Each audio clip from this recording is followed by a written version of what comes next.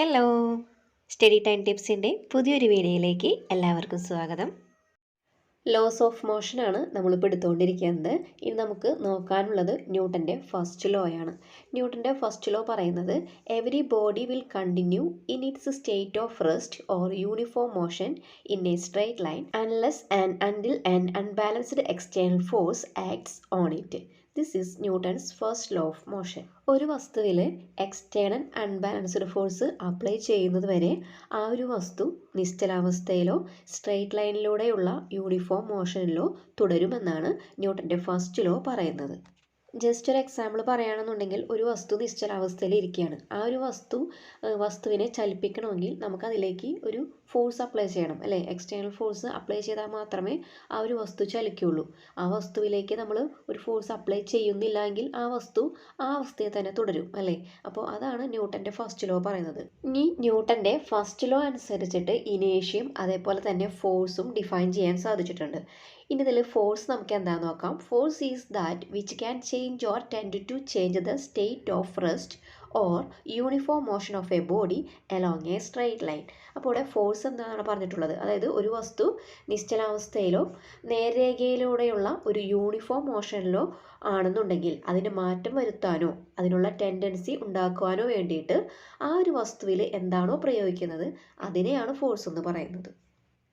അപ്പോൾ ഫോഴ്സ് എന്തായെന്ന് മനസ്സിലായിട്ടുണ്ടാകുമെന്ന് വിചാരിക്കണു. അതായത് ഒരു വസ്തു ഏതവസ്ഥയിലാണോ അതിൻ്റെ അവസ്ഥയ്ക്ക് മാറ്റം വരുത്താൻ വേണ്ടിയിട്ട് നമ്മൾ എന്താണോ പ്രയോഗിക്കുന്നത് അതാണ് ഫോഴ്സ് എന്ന് പറയുന്നത്. ഇനി അടുത്തതാണ് ഇനേഷ്യ എന്ന് പറയുന്നത്. ഇവിടെ ഇനേഷ്യ എക്സ്പ്ലെയിൻ ചെയ്യാൻ വേണ്ടിയിട്ട് ഒരു സിറ്റുവേഷൻ തന്നിട്ടുണ്ട്. അതായത് ഒരു നിശ്ചലാവസ്ഥയിൽ ഇരിക്കുന്ന ഒരു ബസ് പെട്ടെന്ന് സ്റ്റാർട്ട് ചെയ്യുമ്പോൾ ബസ്സിൽ നിൽക്കുന്ന യാത്രക്കാർ വീഴാൻ പോകും. ബസ്സും അതിലെ യാത്രക്കാരും സ്റ്റാർട്ട് ചെയ്യുന്നതിന് മുമ്പ് നിശ്ചലാവസ്ഥയിലായിരുന്നു, അല്ലേ? ബസ് പെട്ടെന്ന് സ്റ്റാർട്ട് ചെയ്യുമ്പോൾ ബസ് ചലിക്കാൻ തുടങ്ങുകയാണ്. പക്ഷേ ബസ്സിൽ നിൽക്കുന്ന യാത്രക്കാർ നിശ്ചലാവസ്ഥയിലായിരുന്നു കൊണ്ട് അവർ ആ അവസ്ഥയിൽ തുടരാനുള്ള ഒരു ടെൻഡൻസി ആയിരിക്കും കാണിക്കുന്നത്. ആ നിശ്ചലാവസ്ഥയിൽ തുടരാനുള്ള ടെൻഡൻസിയെ പറയുന്നതാണ് ഇനേഷ്യ ഓഫ് റെസ്റ്റ് എന്ന് പറയുന്നത്.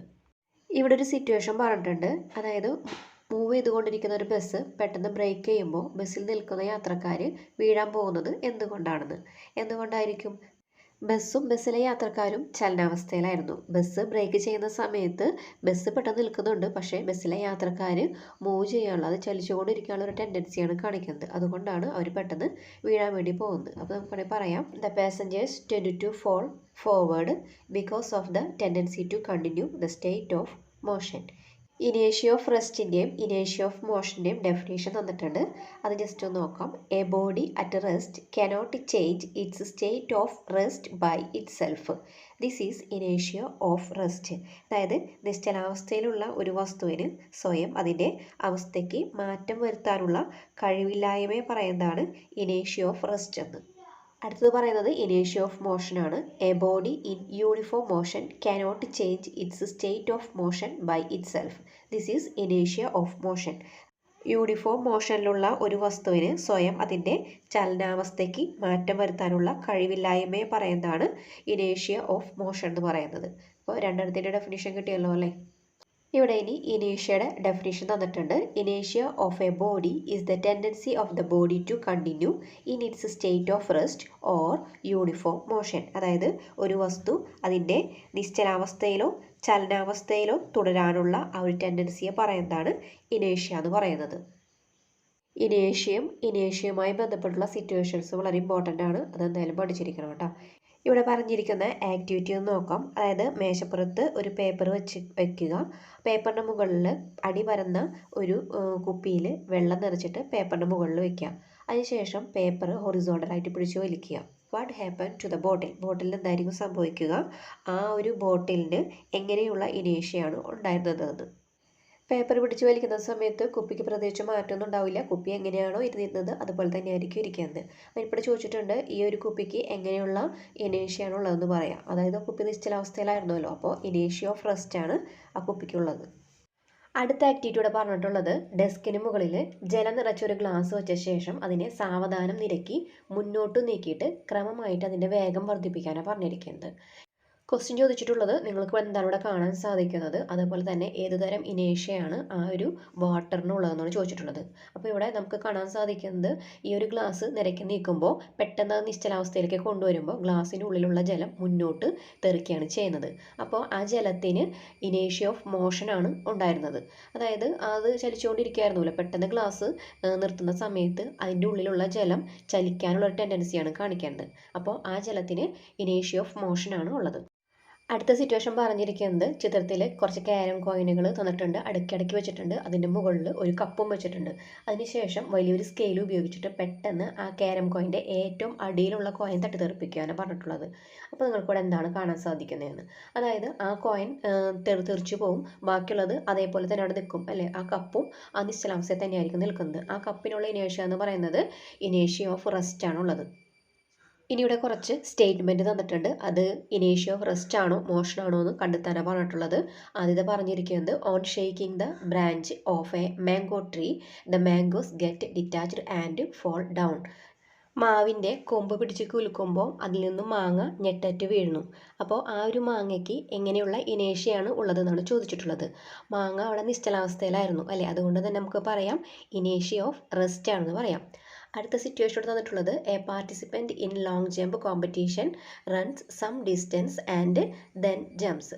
ലോങ് ജമ്പിൽ പങ്കെടുക്കുന്ന ആൾ കുറേ ദൂരം ഓടി വന്ന് ചാടുന്നു എന്ന്. ആ ഒരു വ്യക്തി കുറേ ദൂരം ഓടി വരുന്നതുകൊണ്ട് തന്നെ നമുക്ക് പറയാം അത് ഇനേഷ്യ ഓഫ് മോഷൻ ആണെന്ന് പറയാം. അങ്ങനെ ഓടി വന്ന് ചാടുമ്പോഴാണ് ആ വ്യക്തിക്ക് കൂടുതൽ ദൂരം ചാടാൻ വേണ്ടി സാധിക്കുന്നത് അല്ലേ. അപ്പോൾ ഇവിടുത്തെ ഇനേഷ്യ എന്ന് പറയുന്നത് ഇനേഷ്യ ഓഫ് മോഷനാണ്. അടുത്ത സിറ്റുവേഷൻ പറഞ്ഞിരിക്കുന്നത് travelling in A car without wearing seat belt in dangerous. അതായത് കാറിൽ യാത്ര ചെയ്യുന്ന സമയത്ത് സീറ്റ് ബെൽറ്റ് ധരിക്കാതെ യാത്ര ചെയ്തിട്ടുണ്ടെങ്കിൽ അത് അപകടത്തിന് ഇടവരുത്തുന്നു. അത് നമുക്ക് എന്താ പറയാം, അവിടുത്തെ ഇനേഷ്യ എന്ന് പറയുന്നത് ഇനേഷ്യ ഓഫ് മോഷനാണ് അല്ലേ. കാറും കാറിലിരിക്കുന്ന യാത്രക്കാരനും ചലിച്ചുകൊണ്ടിരിക്കുകയാണ് ചെയ്യുന്നത്. ഇപ്പോൾ പെട്ടെന്ന് ബ്രേക്ക് പിടിക്കുകയാണെന്നുണ്ടെങ്കിലും നമ്മുടെ ശരീരം ചലിക്കാനുള്ള ഒരു ടെൻഡൻസിയാണ് കാണിക്കുന്നത്. അപ്പോൾ അതുകൊണ്ടാണ് ഇവിടെ ഇനേഷ്യ ഓഫ് മോഷൻ വരുന്നത്. അപ്പോൾ നമ്മളിപ്പോൾ പെട്ടെന്ന് ബ്രേക്ക് പിടിക്കുന്ന സമയത്ത് നമ്മൾ സീറ്റ് ബെൽറ്റ് ഇട്ടില്ല എന്നുണ്ടെങ്കിൽ എവിടെയെങ്കിലും പോയി ഇടിച്ച് നമുക്ക് അപകടം ഉണ്ടാവാനുള്ള ആ ഒരു സാധ്യതയുണ്ട്. അപ്പോൾ ഇവിടുത്തെ ഇനേഷ്യ എന്ന് പറയുന്നത് ഇനേഷ്യ ഓഫ് മോഷനാണ്. ഇനേഷ്യ ഓഫ് റെസ്റ്റും ഇനേഷ്യ ഓഫ് മോഷനുമായി ബന്ധപ്പെട്ട് കുറച്ച് എക്സാമ്പിൾ തന്നിട്ടുണ്ട്. ഇനി അതിലേക്ക് കൂടുതൽ ആഡ് ചെയ്യാനും പറഞ്ഞിട്ടുണ്ട്. അപ്പോൾ നമുക്കതൊന്നും ഫില്ല് ചെയ്യാം. ഇനേഷ്യ ഓഫ് റെസ്റ്റിലെ ഫസ്റ്റ് എക്സാമ്പിൾ പറഞ്ഞിരിക്കുന്നത് when a bus moves forward suddenly the standing passengers tend to fall backward. അതായത് ബസ് മുന്നോട്ടെടുത്താൽ ബസ്സിൽ നിൽക്കുന്ന യാത്രക്കാർ പിന്നോട്ട് വീഴാൻ പോകുന്നു എന്ന്. ഇനി നമുക്കിതിലേക്ക് കൂടുതൽ എക്സാമ്പിൾ ആഡ് ചെയ്യാം. Place a cardboard on a glass and a coin is placed on the cardboard. Strike off the cardboard quickly, the coin will fall into the glass. ഇവിടെ പറഞ്ഞിട്ടുള്ളത് ഒരു ഗ്ലാസിൻ്റെ മേലെ ഒരു കാർഡ്ബോർഡ് വയ്ക്കുക, കാർഡ്ബോർഡിൻ്റെ മേലെ ഒരു കോയിൻ വയ്ക്കുക. അതിനുശേഷം കാർഡ്ബോർഡിനെ പെട്ടെന്ന് തട്ടിത്തെറിപ്പിക്കുകയാണെന്നുണ്ടെങ്കിൽ കാർഡ്ബോർഡിൻ്റെ മുകളിലുള്ള കോയിൻ ആ ഗ്ലാസ്സിലേക്ക് വീഴും. അപ്പോൾ ആ ഒരു കോയിൻ നിശ്ചലാവസ്ഥയിലായിരുന്നു അല്ലേ. അപ്പോൾ ആ കോയിൻ നിശ്ചലാവസ്ഥയിൽ തുടരാനുള്ള ആ ഒരു ടെൻഡൻസി കാണിക്കും. ഇതാണ് ഇനേഷ്യ ഓഫ് റെസ്റ്റ്. ഇനി അടുത്ത എക്സാമ്പിൾ നമുക്ക് നോക്കാം. When a carpet is tapped with stick, the dust particles fall down. കാർപ്പറ്റിലെ പൊടി കളയാൻ വേണ്ടിയിട്ട് വടിയൊക്കെ ഉപയോഗിച്ച് കാർപ്പറ്റിനെ പിടിച്ചിങ്ങനെ തട്ടാറുണ്ട് അല്ലേ. അപ്പോൾ അതിലെ പൊടികളൊക്കെ താഴേക്ക് വീഴുന്നത്. അടുത്തത് പറഞ്ഞിട്ടുള്ളത് ഇനേഷ്യ ഓഫ് മോഷനാണ്. A ball set rolling on a horizontal floor keeps moving forward. അതായത് ഒരു തറയിലൂടെ ഉരുണ്ടു പോകുന്ന ബോൾ അത് മുന്നോട്ട് ഉരുണ്ടു പോയിക്കൊണ്ടിരിക്കുന്നു. ഇനി നമുക്കിതിലേക്ക് ആഡ് ചെയ്യാം. If we try to jump out of a moving bus, we will run forward due to inertia of motion. ഒരു ബസ് സ്റ്റോപ്പിലെത്തുന്നതിന് മുമ്പ് തന്നെ ചിലവർ ആ ബസ് സ്ലോ ചെയ്യുമ്പോൾ അതിൽ നിന്ന് ചാടി ഇറങ്ങാറുണ്ട് അല്ലേ. അപ്പോൾ ആ ചാടി ഇറങ്ങുന്ന സമയത്ത് അവർ കുറച്ച് ദൂരം കൂടി ഓടുന്നത് പോലെ കാണാറുണ്ട് ഇല്ലേ. അപ്പോൾ അവർ ആ ഒരു മോഷൻ കണ്ടിന്യൂ ചെയ്യാൻ വേണ്ടിയിട്ടാണ് അങ്ങനെ ചെയ്യുന്നത്. അടുത്ത example A running athlete cannot stop himself suddenly at the finishing line. ഓട്ട മത്സരം നടത്തുന്ന സമയത്ത് ഫിനിഷിംഗ് ലൈനിൽ എത്തുന്ന ആൾ ആ ഒരു റിബണും കൊണ്ട് ഓടുന്നതൊക്കെ നമ്മൾ കണ്ടിട്ടുണ്ട് അല്ലേ. അതായത് അവർ ഓടിക്കൊണ്ടിരിക്കുന്ന സമയത്ത് അവർക്ക് പെട്ടെന്ന് അങ്ങനെ നിൽക്കാൻ വേണ്ടി പറ്റില്ല. അപ്പോൾ അവരുടെ ആ ഒരു മോഷൻ അവർ കണ്ടിന്യൂ ചെയ്യാണ് ചെയ്യണത്. ഇനി അടുത്തത് നോക്കാൻ പോകുന്നത് മാസും ഇനേഷ്യയും തമ്മിൽ എന്തെങ്കിലും ബന്ധമുണ്ടോ എന്നാണ്. ഇവിടെ ഒരു ചെറിയൊരു സിറ്റുവേഷൻ പറഞ്ഞിട്ടുണ്ട്. അതായത് ഒരു മേശപ്പുറത്ത് ഒരു പേപ്പർ വയ്ക്കുക, അടിവശം പറഞ്ഞിട്ടുള്ള ഒരേ വലുപ്പമുള്ള 2 പ്ലാസ്റ്റിക് കുപ്പികൾ എടുക്കുക, അതിലൊന്നിൽ മണൽ നിറയ്ക്കുക, മറ്റേ കുപ്പി ഒഴിഞ്ഞതും ആ ഒരു പേപ്പറിൻ്റെ മുകളിൽ വയ്ക്കുക. അതിനുശേഷം പേപ്പർ ഹൊറിസോണ്ടലി പെട്ടെന്ന് പിടിച്ച് വലിക്കുക. ഇതിൽ ഏത് കുപ്പിയായിരിക്കും മറിഞ്ഞു വീഴാത്തതെന്ന്, അതായത് മണൽ നിറച്ചിട്ടുള്ള കുപ്പിയായിരിക്കും മറിഞ്ഞു വീഴാണ്ടിരിക്കുന്നത് അല്ലേ. പിന്നെ ഏത് കുപ്പിക്കാണ് മാസ് കൂടുതലെന്ന്, മാസ് കൂടുതൽ ഏതിലായിരിക്കും, മണൽ നിറച്ച കുപ്പിക്കാണ് മാസ് കൂടുതൽ. ഇനി ഏത് കുപ്പിക്കാണ് ഇനേഷ്യ കൂടുതൽ വരണതെന്ന്, ഇനേഷ്യ കൂടുതൽ വരുന്നത് ഏതിനാ, മണൽ നിറച്ച കുപ്പിക്ക് തന്നെയായിരിക്കും ഇനേഷ്യ കൂടുതൽ വരുന്നത്. പിന്നെ അടുത്ത ക്വസ്റ്റ്യൻ ചോദിച്ചിട്ടുള്ളത് എങ്കിൽ മാസും ഇനേഷ്യയും തമ്മിൽ എന്താണ് ബന്ധമെന്ന്. ഇവിടെ നമുക്ക് പറയാം മാസ് കൂടുന്നതിനനുസരിച്ചിട്ട് വസ്തുവിൻ്റെ ഇനേഷ്യ കൂടുന്നു എന്ന് പറയാം.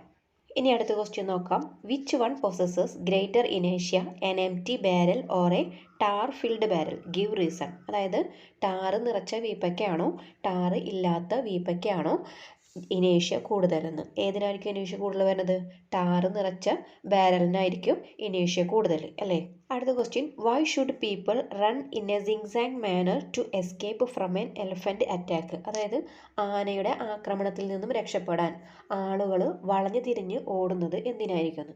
ആനയ്ക്ക് മാസ് കൂടുതലായതുകൊണ്ട് തന്നെ ഇനേഷ്യം കൂടുതലായിരിക്കും. അതുകൊണ്ട് തന്നെ പെട്ടെന്ന് തന്നെ ആനയ്ക്ക് അതിൻ്റെ ഓടി വരുമ്പോൾ ഉള്ള ആ ഒരു ഡയറക്ഷൻ ചേഞ്ച് ചെയ്യാനായിട്ട് സാധിക്കില്ല. അതുകൊണ്ടാണ് ആളുകൾ ഇങ്ങനെ വളഞ്ഞു തിരിഞ്ഞു ഓടുന്നത്. From the following write the situations where an unbalanced force is experienced. താഴെ തന്നിരിക്കുന്നവയിൽ ഏതിലൊക്കെയാണ് അൺബാലൻസ്ഡ് ഫോഴ്സ് അനുഭവപ്പെടുന്നതെന്ന്. Brakes are applied on a car moving with a velocity of 20 metre per second. 20 metre per second വെലോസിറ്റിയിൽ ഓടിക്കുന്ന car ഓടിക്കുന്നയാൾ break പ്രയോഗിക്കുന്നു എന്ന്. ഈ ഒരു സിറ്റുവേഷനിൽ കാറ് ഓടിക്കൊണ്ടിരിക്കുകയാണ് അല്ലേ. കാറിനെ പെട്ടെന്ന് ബ്രേക്ക് ചെയ്ത് നിർത്തുമ്പോൾ അവിടെ ഒരു അൺബാലൻസ്ഡ് ഫോഴ്സ് ആണ് പ്രയോഗിക്കുന്നത്. അപ്പോൾ ഇതിൻ്റെ ആൻസർ നമുക്ക് പറയാം അൺബാലൻസ്ഡ് ഫോഴ്സ് എന്ന്.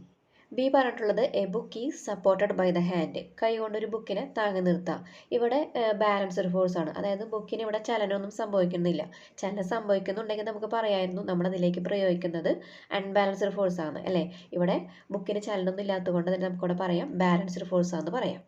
അടുത്ത സിറ്റുവേഷൻ സി ആണ്, അത് നോക്കാം. N artificial satellite travels with uniform speed. ഒരു ആർട്ടിഫിഷ്യൽ സാറ്റലൈറ്റ് ഒരു യൂണിഫോം സ്പീഡിൽ സഞ്ചരിച്ചുകൊണ്ടിരിക്കുകയാണ്. അപ്പോൾ നമുക്കിവിടെ എന്ത് പറയാം, അവിടെ അൺബാലൻസ്ഡ് ഫോഴ്സ് ആണെന്ന് പറയാം അല്ലേ. ഭൂമിയുടെ ഗ്രാവിറ്റേഷണൽ ഫോഴ്സ് അതിന്മേൽ അനുഭവപ്പെടുന്നുണ്ടെങ്കിലും ആ ഒരു ആർട്ടിഫിഷ്യൽ സാറ്റലൈറ്റ് കറങ്ങിക്കൊണ്ടിരിക്കുകയാണ് അല്ലേ. അപ്പോൾ അതിന്മേലൊരു എക്സ്റ്റേണൽ ഫോഴ്സ് അപ്ലൈ ചെയ്യുന്നത് കൊണ്ടാണല്ലോ അതിനൊരു മൂവ്മെൻറ്റ് ഉണ്ടാവുന്നത്. അപ്പോൾ ഇതിൻ്റെ ആൻസറായിട്ട് നമുക്ക് പറയാം അൺബാലൻസ്ഡ് ഫോഴ്സ് ആണെന്ന് പറയാം. ഇനി ഇവിടെ ഒരു പ്രോബ്ലം തന്നിട്ടുണ്ട്. റിസൾട്ടൻ്റ് ഫോഴ്സ് കണ്ടുപിടിക്കാൻ വേണ്ടിയിട്ടാണ്.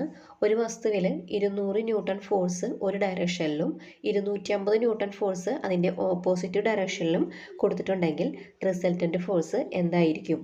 പിന്നെ ബി ക്വസ്റ്റ്യൻ പറഞ്ഞിട്ടുള്ളത് ആ ഒരു വസ്തു ചലിക്കുമെങ്കിൽ അത് ഏത് ഡയറക്ഷനിലായിരിക്കും ചലിക്കുന്നത് എന്ന്.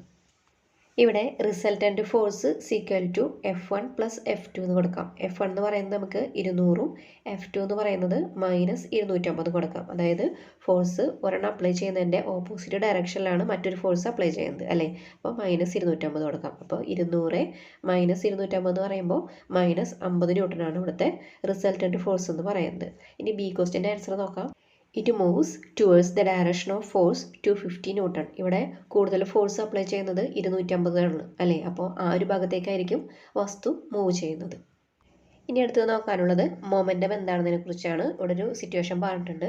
തെങ്ങിൽ നിന്നും തേങ്ങ കൃഷിയിടത്തിലെ ഇളക്കിയിട്ടിരിക്കുന്ന മണ്ണിലേക്ക് വീഴുകയാണെന്നുണ്ടെങ്കിൽ അവിടെ ഒരു വലിയൊരു കുഴി ഉണ്ടാവും അല്ലേ. ഇനി നമ്മൾ നാളികേരത്തിന് എടുത്തിട്ട് പതുക്കെ ഒന്ന് കൊണ്ടുവന്ന് വെക്കുകയാണെന്നുണ്ടെങ്കിലോ ആ കുഴിയുടെ ആഴം കുറച്ച് കുറയും അല്ലേ. അപ്പോൾ നമുക്ക് ഇതിൽ നിന്ന് മനസ്സിലാക്കാം ചലിക്കുന്ന വസ്തുക്കൾക്കാണ് മറ്റു വസ്തുക്കളിൽ കൂടുതൽ ഇമ്പാക്റ്റ് ഉണ്ടാക്കാൻ കഴിയുന്നത് അല്ലേ. അപ്പോൾ ഇങ്ങനെയുള്ള ആ ഒരു പ്രോപ്പർട്ടീനെ പറയുന്നതാണ് മൊമെൻറ്റം എന്ന് പറയുന്നത്. അതായത് ചലിക്കുന്ന വസ്തുക്കൾക്ക് മറ്റു വസ്തുക്കളിൽ ഇമ്പാക്റ്റ് ഉണ്ടാക്കാനുള്ള ആ ഒരു പ്രോപ്പർട്ടിയെ പറയുന്നതാണ് മൊമെൻറ്റം എന്ന് പറയുന്നത്. മൊമെൻറ്റത്തിനെ നമുക്ക് ഷോർട്ടായിട്ട് പറയാമെന്നുണ്ടെങ്കിൽ momentum is the impact produced by a moving body. ചിത്രത്തിൽ ന്യൂട്ടൺസ് ക്രാഡിൽ എന്ന് പറയുന്ന ഒരു ഉപകരണമാണ് തന്നിട്ടുള്ളത്.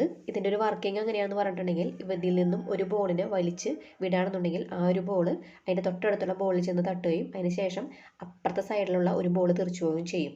ഇനി 2 ബോളാണ് നമ്മൾ വലിച്ചു വിടുന്നതെന്നുണ്ടെങ്കിൽ ഇതേപോലെ അപ്പുറത്തെ സൈഡിൽ നിന്നും 2 ബോൾ തെറിച്ചു പോകും. ഇനി ബോളുകളുടെ എണ്ണം കൂട്ടുന്നതിനനുസരിച്ചിട്ട് മറു സൈഡിൽ നിന്നും അത്രയും ബോളുകൾ തെറിച്ചു പോവുകയാണ് ചെയ്യുന്നത്. അപ്പോൾ ഈ ഒരു എക്സ്പെരിമെൻറ്റിൽ ഒന്നാമത്തെ ബോൾ മാത്രം വന്നിരിക്കുന്ന സമയത്ത് ആ ഒരു ബോൾ ട്രാൻസ്ഫർ ചെയ്യുന്ന മൊമെൻറ്റം മറ്റു ബോളുകളിലൂടെ അവസാനത്തെ ബോളിൽ എത്താണ് ചെയ്യുന്നത്. അതുകൊണ്ടാണ് അവസാനത്തെ ബോൾ തെറിച്ചു പോകുന്നത്.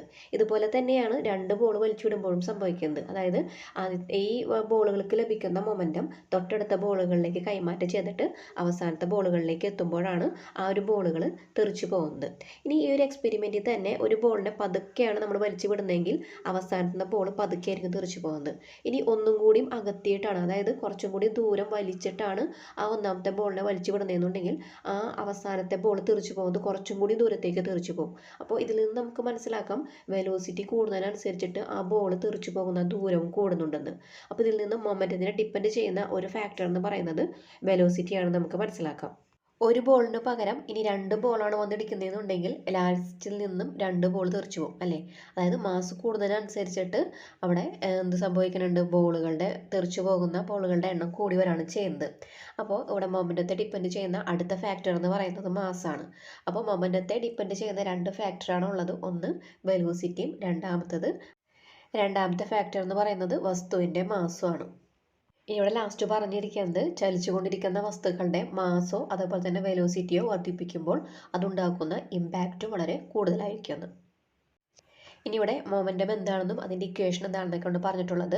The momentum of a body in motion is the product of its mass and velocity. അപ്പോൾ ഒരു വസ്തുവിൻ്റെ മൊമെൻറ്റം എന്ന് പറയുന്നത് അതിൻ്റെ മാസ് ഇൻറ്റു വെലോസിറ്റിയാണ്. അതായത് momentum p is equal to m v. Momentum is a vector quantity. The direction of momentum is the same as that of its velocity. Momentum എന്ന് പറയുന്നത് ഒരു വെക്റ്റർ ക്വാണ്ടിറ്റിയാണ്. അതുകൊണ്ട് തന്നെ ഡയറക്ഷൻ ചേർത്ത് പറയണം. വെലോസിറ്റിയുടെ ഡയറക്ഷൻ തന്നെയായിരിക്കും മൊമെൻറ്റത്തിൻ്റെ ഡയറക്ഷൻ എന്ന് പറയുന്നത്. അപ്പോൾ മൊമെൻറ്റം കാണാനുള്ള ഇക്വേഷൻ എന്ന് പറയുന്നത് p is equal to m v ആണ്. ഇനി അതിൻ്റെ യൂണിറ്റ് നമുക്ക് കണ്ടുപിടിക്കാം. Unit of momentum is equal to unit of mass into unit of velocity. അതായത് മാസിൻ്റെ യൂണിറ്റ് എന്ന് പറയുന്നത് കിലോഗ്രാം ആണ്, വെലോസിറ്റിയുടെ യൂണിറ്റ് എന്ന് പറയുന്നത് മീറ്റർ പെർ സെക്കൻഡ് ആണ്. Unit of momentum is equal to kilogram metre per second ആണ് കിട്ടുന്നത് നമുക്ക്. ഇനി മൊമെൻറ്റം കാണാനുള്ള ഒരു പ്രോബ്ലമാണ് പറഞ്ഞിട്ടുള്ളത്. അതായത് ഒരു വസ്തുവിൻ്റെ മാസ് 200 കിലോഗ്രാം തന്നിട്ടുണ്ട്. അത് മൂവ് ചെയ്യുന്നത് 16 മീറ്റർ പെർ സെക്കൻഡ് വെലോസിറ്റിയിലാണെന്നുണ്ടെങ്കിൽ അതിൻ്റെ മൊമെൻറ്റം കണക്കാക്കാനാണ് പറഞ്ഞിട്ടുള്ളത്. അപ്പോൾ ഇവിടെ മാസ് തന്നിട്ടുണ്ട്, അതുപോലെ തന്നെ വിയും തന്നിട്ടുണ്ട്, എമ്മും വിയും തന്നിട്ടുണ്ട്. അപ്പോൾ അത് ഗുണിച്ചാൽ മതിയല്ലോ. അപ്പോൾ നമുക്ക് മൊമെൻറ്റം കിട്ടും. അതായത് p is equal to m v 200 into 16 is equal to 3200 kilogram metre per second. അടുത്തൊരു ക്വസ്റ്റ്യൻ കൂടി നോക്കാം. ഇവിടെ മാസ് കണ്ടുപിടിക്കാനാണ് പറഞ്ഞിട്ടുള്ളത്. മൊമെൻറ്റം തന്നിട്ടുണ്ട് 200 കിലോഗ്രാം മീറ്റർ പെർ സെക്കൻഡും വെലോസിറ്റി തന്നിരിക്കുന്നത് 20 മീറ്റർ പെർ സെക്കൻഡുമാണ്. അപ്പോൾ നമുക്ക് മാസ് കണ്ടുപിടിക്കാം. പി സിക്കൽ ടു 200 തന്നിട്ടുണ്ട്, എം തന്നിട്ടില്ല, ഇൻറ്റു 20, വി എന്ന് പറയുന്നത് 20. അപ്പോൾ M equal to 200/20 equal to 10 kilogram ആണ് മാസ് വരുന്നത്. അടുത്തൊരു ക്വസ്റ്റ്യൻ കൂടി നോക്കാം. 60 ഗ്രാം മാസുള്ള ഒരു വെടിയുണ്ട 200 മീറ്റർ പെർ സെക്കൻഡ് വെലോസിറ്റിയിൽ സഞ്ചരിക്കുന്നു. ഇതിൻ്റെ മൊമെൻറ്റം കാണാനാണ് പറഞ്ഞിരിക്കുന്നത്. പിന്നെ അത് കൂടാതെ ഈ ഒരു വെടിയുണ്ട നിശ്ചലാവസ്ഥയിലായിരിക്കുമ്പോഴുള്ള മൊമെൻറ്റവും കണ്ടുപിടിക്കണം. ഇവിടെ മാസ് തന്നിരിക്കുന്നത് 60 ഗ്രാമിലാണ് തന്നിരിക്കുന്നത് അല്ലേ. നമ്മുടെ യൂണിറ്റ് അവസാനം വരുന്നത് കിലോഗ്രാം മീറ്റർ പെർ സെക്കൻഡിലാണ്. അതുകൊണ്ട് നമുക്ക് ഈ 60 ഗ്രാമിന് നമുക്ക് കിലോഗ്രാമിലേക്കാക്കി മാറ്റണം. പലപ്പോഴും പല കുട്ടികൾക്കും പല സംശയങ്ങളും വരാറുണ്ട്. എന്തിനാ ഈ ഗ്രാമിനെ കിലോഗ്രാമിലേക്കൊക്കെ ആക്കണേ, അല്ലെങ്കിൽ എന്തിനാ മിനിറ്റിനെ സെക്കൻഡിലേക്ക് ആക്കണേ. നമ്മുടെ അവസാനത്തെ യൂണിറ്റ് എന്താണ് നമ്മൾ നോക്കുക, അതിന് ശേഷം വേണം നമ്മളിതൊക്കെ കൺവേർട്ട് ചെയ്യാൻ. മനസ്സിലായോ? അതായത് സെക്കൻഡിൽ തരുമ്പോൾ നമുക്ക് ചിലപ്പോൾ വേണ്ടത് മീറ്റർ പെർ സെക്കൻഡിലേക്കായിരിക്കും നമുക്ക് ആൻസർ കിട്ടേണ്ടത്. അതുകൊണ്ടാണ് നമ്മളിങ്ങനെ കൺവേർട്ട് ചെയ്യുന്നത് കേട്ടോ. അപ്പോൾ ഇവിടെ 60 ഗ്രാമാണ്. 60 ഗ്രാമിനെ നമുക്ക് കിലോഗ്രാമിലേക്ക് ആക്കണം. അതായത് ഗ്രാമിനെ കിലോഗ്രാമിലേക്ക് ആക്കാൻ വേണ്ടിയിട്ട് 60/1000 ചെയ്യാം. അപ്പോൾ 60-ൽ ഒരു സീറോയും 1000-ൽ ഒരു സീറോയും ക്യാൻസൽ ചെയ്യും. ബാക്കി വരുന്നത് 6/100 ആണ് അല്ലേ. 100 എന്ന് പറയുമ്പോൾ 2 സ്ഥാനം കഴിഞ്ഞിട്ടാണല്ലോ പോയിന്റ് ഇടേണ്ടത് നമുക്ക്. അപ്പോൾ നമ്മൾ എന്ത് ചെയ്യണം, 0.06 എന്ന് എഴുതാം. അത്രയും കിലോഗ്രാമാണ് നമുക്കിവിടെ കിട്ടുന്ന മാസ്. ഇനി ഇവിടെ വി തന്നിട്ടുണ്ട് 200 മീറ്റർ പെർ സെക്കൻഡ് തന്നിട്ടുണ്ട് അല്ലേ. നമുക്ക് ഇനിയിപ്പോൾ എന്ത് കണ്ടുപിടിക്കണം, P is equal to m V എന്ന് പറയുന്ന ഇക്വേഷനിലേക്ക് അത് സബ്സ്റ്റിറ്റ്യൂട്ട് ചെയ്യണം. ഇക്വേഷൻ വരുന്നത് P is equal to m v ആണ്. എം എന്ന് പറഞ്ഞിട്ടുണ്ടെങ്കിൽ 0.06 ഇൻറ്റു വി എന്ന് പറയുന്നത് 200. നിങ്ങൾക്ക് ഈ പോയിന്റ് സ്ഥാനം വെച്ചിട്ട് ഗുണിക്കാൻ അറിയാത്തവരുണ്ടെന്നുണ്ടെങ്കിൽ ആദ്യം നിങ്ങൾ പോയിന്റ് സ്ഥാനവും സീറോ ഒന്നും നോക്കണ്ട, സംഖ്യകൾ തമ്മിൽ ഗുണിക്കുക. ഇവിടെ 6 × 2 12 ആണ് അല്ലേ. അത് ഗുണിച്ചതിന് ശേഷം 200-ലെ 2 സീറോ ഉണ്ടല്ലോ, അതും കൂടി ആഡ് ചെയ്യുക. അപ്പോൾ 1200 ആണ് നമുക്ക് ആൻസർ വരുന്നത്. ഇനി നമ്മൾ നോക്കാം, 2 സ്ഥാനം നീക്കിയിട്ട് ഇവിടെ പോയിന്റ് വരണമല്ലോ അല്ലേ. 0.06 ആണ് വന്നിരിക്കുന്നത്. അപ്പോൾ നമ്മൾ 1200-ലെ 2 സ്ഥാനം നീക്കി പോയിന്റ് ഇടുമ്പോൾ 12 കിലോഗ്രാം മീറ്റർ പെർ സെക്കൻഡ് ആണ് ഇവിടെ കിട്ടുന്ന മൊമെൻ്റ് എന്ന് പറയുന്നത്. ഇനി ഇവിടെ ഒരു സബ് ക്വസ്റ്റ്യൻ കൂടി തന്നിട്ടുണ്ട്. What is it's momentum when it is at rest എന്ന് പറഞ്ഞിട്ടുണ്ട് അല്ലേ. അപ്പോൾ ഇവിടെ റെസ്റ്റിലാവുമ്പോൾ അവിടെ വെലോസിറ്റി ഇല്ല, വെലോസിറ്റി ഇവിടെ 0 ആണ് വരുന്നത്. അങ്ങനെയാണെന്നുണ്ടെങ്കിൽ മൊമെൻ്റ് ഉണ്ടാവുമോ? P=mv എന്ന് പറയുന്ന ഇക്വേഷനിൽ v 0 ആണെന്നുണ്ടെങ്കിൽ മൊമെൻ്റ് ഉണ്ടോ അവിടെ? ഇല്ല, മൊമെൻ്റ് അവിടെ 0 ആയിരിക്കും. ഇനി അടുത്ത് നോക്കാനുള്ളത് rate of change of moment ആണ്. ഇവിടെ ഒരു പ്രോബ്ലം തന്നിട്ടുണ്ട്, അത് അവർ സോൾവ് ചെയ്ത് തന്നിട്ടുണ്ട്. ഞാൻ ജസ്റ്റ് ഒന്ന് എക്സ്പ്ലെയിൻ ചെയ്ത് തരാം. A body of mass 20 kilogram is at rest. When a force is applied on it for 5 second its velocity changes to 30 metre per second. Find the change in momentum of the body. ഇവിടെ പറഞ്ഞിട്ടുള്ളത് 20 kilogram മാസുള്ള നിശ്ചലാവസ്ഥയിലുള്ള ഒരു വസ്തുവിൽ 5 second സമയത്തേക്ക് force apply ചെയ്തപ്പോൾ ആ വസ്തുവിൻ്റെ velocity 30 metre per second ആയി എങ്കിൽ ആ ഒരു വസ്തുവിൻ്റെ മൊമെൻ്റ് കണ്ടെത്താനാണ് പറഞ്ഞിട്ടുള്ളത്. ഇവിടെ നമുക്ക് ഇനീഷ്യൽ മൊമെൻ്റ് എന്ന് പറയുന്നത് mu എന്ന് പറഞ്ഞെടുക്കാം. ഇവിടെ m എന്ന് പറയുന്നത് 20 കിലോഗ്രാം ആണ്, ഇൻറ്റു u എന്ന് പറയുന്നത് 0 ആണ് അല്ലേ. നിശ്ചലാവസ്ഥയിലായതുകൊണ്ട് u എന്ന് പറയുന്നത് 0 ആണ്. അപ്പോൾ ഇവിടെ ഇനീഷ്യൽ മൊമെൻ്റ് എന്ന് പറയുന്നത് 0 ആണ്. ഇനി നമുക്കിവിടെ ഫൈനൽ മൊമെൻറ്റം, അതായത് mv, ഇവിടെ m എന്ന് പറയുന്നത് 20 കിലോഗ്രാം ആണ്, v എന്ന് പറയുന്നത് 30 സെക്കൻഡ് ആണ്. അതായത് അതിൻ്റെ വെലോസിറ്റി 30 മീറ്റർ പെർ സെക്കൻഡ് ആയി മാറി എന്ന് പറഞ്ഞു. അതുകൊണ്ടാണ് നമ്മളിവിടെ ഫൈനൽ മൊമെൻ്റ് കണ്ടുപിടിക്കുന്നത്. അപ്പോൾ നമുക്ക് 20 × 30 ചെയ്യുമ്പോൾ എന്ത് കിട്ടും? 600 കിലോഗ്രാം മീറ്റർ പെർ സെക്കൻഡ് ആണ് കിട്ടുന്നത്. ഇനി ഇവിടെ ഈ ഒരു വസ്തുവിൻ്റെ മൊമെൻ്റത്തിലുള്ള ഡിഫറൻസ് കണ്ടുപിടിക്കാൻ വേണ്ടിയിട്ട് നമുക്ക് mv - mu ചെയ്യാം. അപ്പോൾ എന്ത് വരും? 600 - 0 ആണ് വരുന്നത് അല്ലേ. അപ്പോൾ ആൻസർ എന്ത് വരും? 600 കിലോഗ്രാം മീറ്റർ പെർ സെക്കൻഡ് ആണ് വരുന്നത്. ഇനി നമുക്കിവിടെ കണ്ടുപിടിക്കാനുള്ളത് rate of change of moment ആണ്. അതായത് 5 സെക്കൻഡ് കൊണ്ട് ആ ഒരു വസ്തുവിന് ഉണ്ടായിട്ടുള്ള മൊമെൻ്റ് വ്യത്യാസം എത്രയാണെന്ന് കണ്ടുപിടിക്കണം. ചേഞ്ച് ഓഫ് മൊമെൻറ്റം എത്രയാണെന്ന് കണ്ടുപിടിക്കണം. അതിന് വേണ്ടിയിട്ട് rate of change of momentum = change of momentum divided by time. Change of moment എന്ന് പറയുന്നത് 600ഉം ടൈം എന്ന് പറയുന്നത് 5 ആണ് അല്ലേ. അപ്പോൾ 600/5 = 120 kilogram metre per second square ആണ് rate of change of moment എന്ന് പറയുന്നത്.